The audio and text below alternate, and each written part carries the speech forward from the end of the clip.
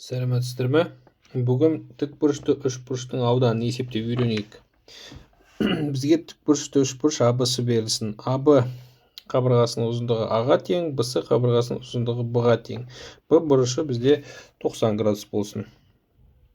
Үшбұрыш АБ-сының ауданын табу керек. Бұл есепті шешу үшін біз үшбұрыш АБ-сыны ABCD деген тікбұрышты төртбұрышқа толықтырамыз. Ал тікбұрышты төртбұрыштың ауданы ABCD-ның А көбейтілген Б, яғни ұзындығы мен енінің көбейтіндісіне тең. Ал бұл суреттен байқағанымыз біздің тікбұрышты төртбұрышымыз екі тікбұрышты үшбұрыштан тұрады. Яғни бұл дегеніміз не? Бұл дегеніміз біздің тікбұрышты үшбұрыш A, B, C төртбұрыш ABCD-ның ауданының жартысына тең деген сөз. Яғни бұл AB бөлінген 2 деген сөз. Яғни тікбұрышты үшбұрыштың ауданын есептеу үшін катеттерінің көбейтіндісінің жартысын алсақ жеткілікті. Ал енді жалпы мына BC катетінің біз биіктік екендігін ескеретін болсақ, бұл формуланы біз үшбұрыш ABC тең болады 2-ден 1 көбейтілген AH деген формула аламыз. Бұл формуланы бірінші формула деп қояйық. Яғни үшбұрыш ABC-ның ауданын есептеу үшін тікбұрышты үшбұрыштың біз оның табанына AB табанына BC биіктігін түсіреміз және екеуінің көбейтіндісінің жартысын аламыз. Енді осы формула, бірінші формула, яғни тікбұрышты үшбұрыштың ауданын есептеуге арналған формула. Басқа үшбұрыштардың ауданын есептеуге қалай пайдалануға болады деген сұрақты зерттейік. Міне біздің енді үшбұрыш ABC-мыз тікбұрышты болмасын. Кез келген ABC үшбұрышы болсын, мына түрдегі, екінші суреттегі. Бұл жағдайда егерде біз С төбесінен CH биіктігін түсіретін болсақ, онда біз нені байқаймыз?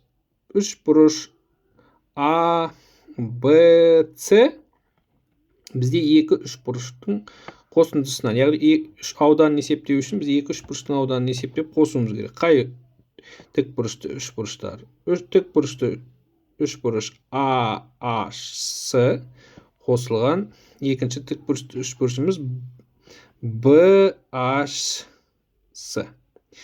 Енді әр тікбұрышты үшбұрышқа біз бірінші формуланы пайдаланамыз. Сонда AHC-ның ауданы бізде 2-ден 1 көбейтілген AH көбейтілген CH, яғни табаны мен биіктігінің көбейтісінің жартысын аламыз.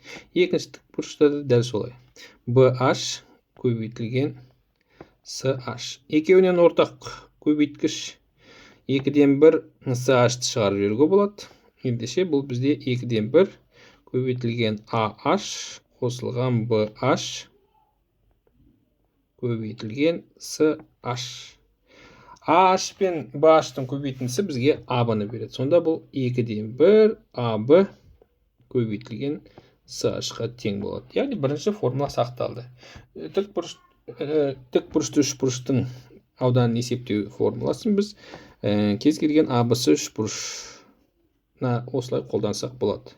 Яғни табаны мен биіктігінің көбейтіндісінің жартысына тең дегенді шығардық. Ал енді үшбұрышымыз мына түрде берілсе, үшінші суретті қараңыздар. ABC.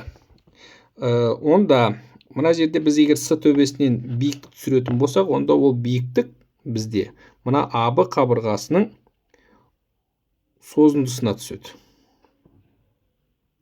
Міне мына жерде CH деген биіктік түсіретін болсаңыздар, онда бізде өздеріңіз байқағандай екі тікбұрышты үшбұрыш шығады.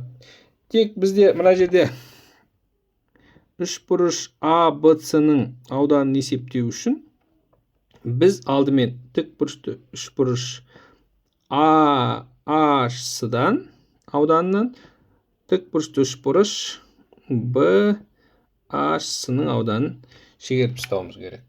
Бұған жеке-жеке біз бірінші формуланы пайдаланамыз. Сонда 2-ден 1 бірінші үшбұрыш AHC-ға 2-ден 1 AH көбейтілген CH дейміз. Азайтылған екінші тікбұрышқа BH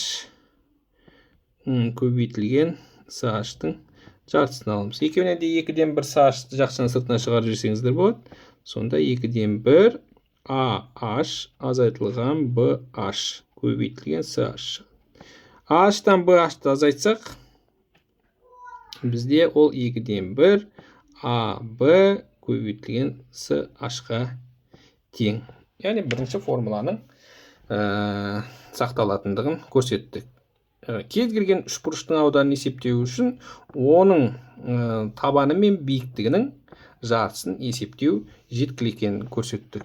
Жақсы, егер осы сабақ ұнаса, видеоға лайк басыңыздар және каналға тіркеліңіздер. Алдағы уақыттағы болатын қызықты сабақтарды жіберіп алмас үшін. Жақсы, сау болыңыздар.